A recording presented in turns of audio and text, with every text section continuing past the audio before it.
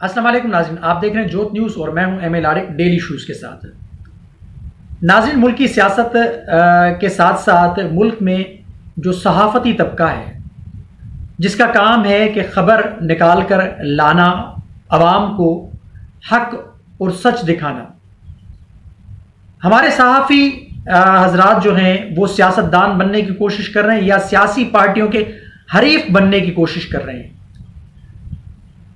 या तो हमारे सहाफ़ी अगर सच लिख रहे हैं तो उसके खिलाफ तहरीक इंसाफ के लोग आ जाते हैं। अब तहरीक इंसाफ के लोगों ने सलीम साफ़ी सीनियर सहाफ़ी हैं, तज्ज़िया निगार भी हैं, राइटर हैं, कॉलमिस्ट हैं, उन्होंने एक आर्टिकल लिखा। उसके बाद उनके हवाले से एक ट्रेंड चला गया कि सलीम साफ़ी माफ़ी मांगो। अब सलीम साफ़ी ने एक आर्टिकल लिखा था, उस आर्टिकल के हवाले से थोड़ी सी बातें मैं आपके सामने रखूंगा।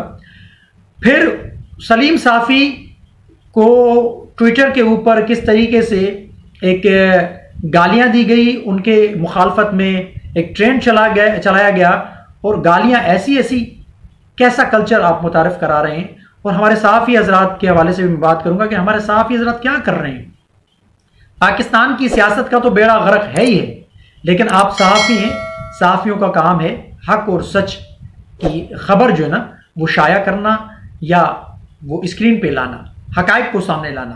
तो बात करते हैं उस पर।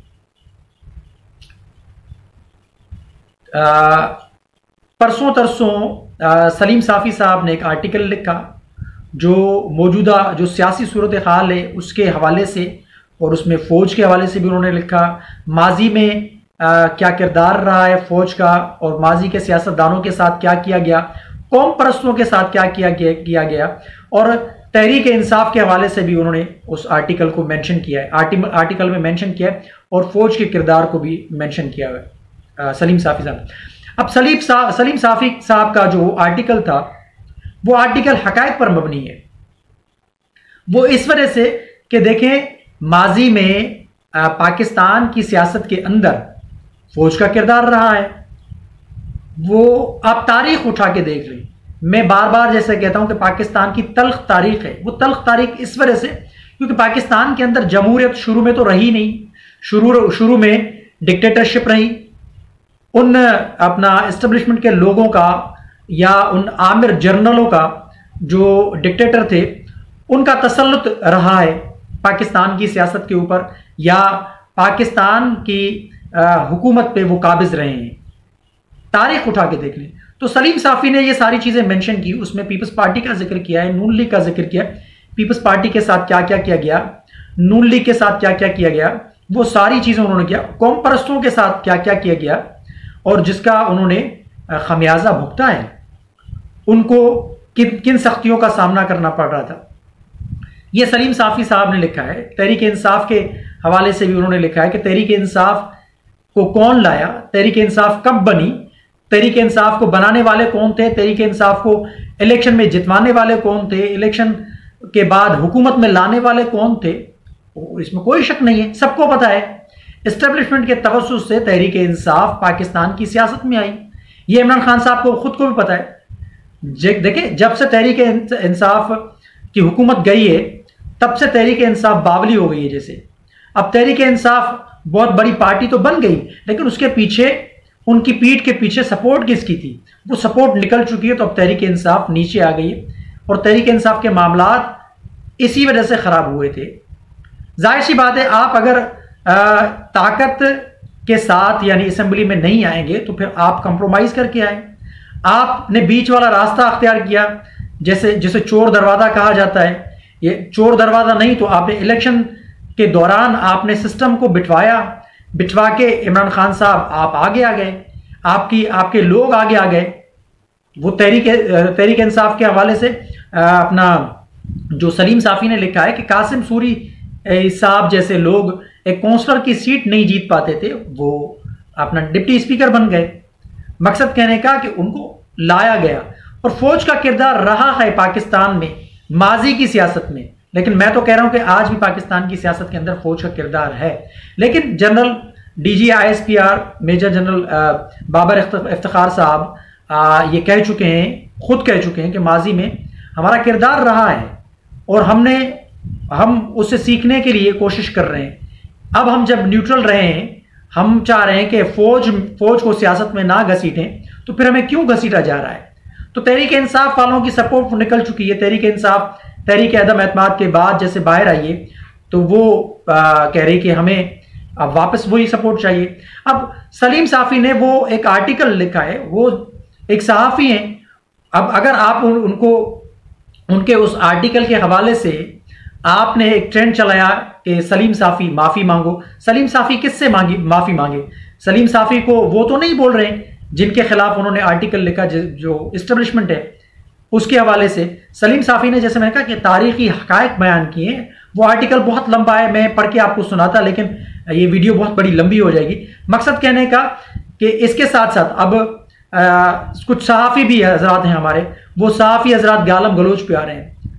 आज ट्रेंड जो चल रहा है ट्विटर पे, वो जी शैतान सहाफ़ी कौन? ये कौन सी बात है शैतान सहाफ़ी? आप किस तरीके का कल्चर मुतारिफ करा रहे हैं? सहाफ़त एक बहुत ज़बरदस्त पेशा है। आपने अवाम को आगाही देनी है, आपने अवाम के मसाइल को उठा के खबरों की जीनत बना के आला ऐवानों तक पहुंचाना है, ना कि आप किसी सियासी पार्टी के फरीक बन जाएं और अपने कुलीग्स को, सहाफ़ियों को उनके खिलाफ गालम गलोच का कल्चर मुतारिफ करवाएं, उनके खिलाफ गालियां दें, हामिद मीर को बुरा भला कहें, सलीम साफी को बुरा भला कहें, गरीदा फारूकी को बुरा भला कहें, तलत हुसैन को बुरा भला कहें, आसमा शिराजी को बुरा भला कहें। यानी जो तहरीक इंसाफ का एक फरीक बन के खबर नहीं दे रहा है, तो वो शैतान हो गए और वो लिफाफा सहाफ़ी हो गए, और जो तहरीक इंसाफ का फरीक बन के खबर दे रहा है, तो वो साफ और शफाफ सहाफ़ी बन गया। ये दोहरा मयार है। देखें, सहाफ़ी का काम है अच्छी रिपोर्टिंग करना, अच्छी खबर देना और आला ऐवानों तक अवाम की परेशानियों को पहुंचाना है। तो सलीम साफी ने आर्टिकल लिखा है, उसको दलाइल के साथ आप रद्द करें। सलीम साफी को आर्टिकल के बदले में आप जवाबी आर्टिकल लिखवाएं। आपके पास भी बहुत बड़े राइटर बैठे हुए हैं, तो आप दलील से जवाब दें, बजाय के गालम गलोच का कल्चर मुतारिफ करवा रहे हैं, धमकियां दे रहे हैं उनको, इतनी गंदी जबान इस्तेमाल की जा रही है। ये पाकिस्तान को किस जानिब धकेला जा रहा है? एक तो सियासत के अंदर ऐसा माहौल बनाया गया, अब दूसरा ट्विटर के ऊपर ऐसे गंदे किस्म के ट्रेंड चलाए जा रहे हैं, फिर ट्विटर पे गालम गलोच का एक माहौल बनाया जा रहा है। किस किस्म का आप कल्चर मुतारिफ करवा रहे हैं पाकिस्तान के अंदर? पाकिस्तान आज से 5-10 साल पहले तो ऐसा नहीं था जैसा आज बन गया है। तो ये सारा मलबा तहरीक इंसाफ के ऊपर जाता है, क्योंकि तहरीक इंसाफ के अंदर कुछ लोग ऐसे हैं, सारे नहीं हैं तहरीक इंसाफ के अंदर लोग, तहरीक इंसाफ के अंदर अच्छे लोग भी मौजूद हैं, लेकिन तहरीक इंसाफ इन चीज़ों को कंट्रोल करे। तहरीक इंसाफ बिल्कुल अंधी ना हो जाए, किसी सहाफ़ी के पीछे पड़कर दुश्मनी ना मोड़ ले।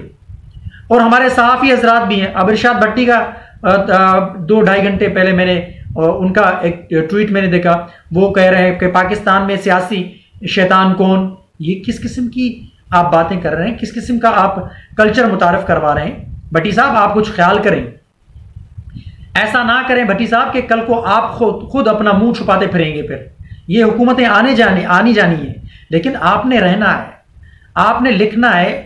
आपको चाहिए कि हकायक बयान करें और हकायक लोगों के सामने लाएं, लेकिन उसका भी एक तरीक़ेकार है, उसके भी एक जवाबित हैं, एक इखलाकी दायरा-कार है, उसके अंदर रह के, ना कि आप गालम गलोच करके इस किस्म के अल्फाज इस्तेमाल करके आप गलत कर रहे हैं। ये तो सलीम साफ़ी के उस आर्टिकल को लेके तहरीक इंसाफ ने दुश्मनी जैसे मोड़ ली हो सलीम साफ़ी साहब से, तो ऐसा नहीं होना चाहिए। पाकिस्तान को किस जानिब आप धकेल रहे हैं?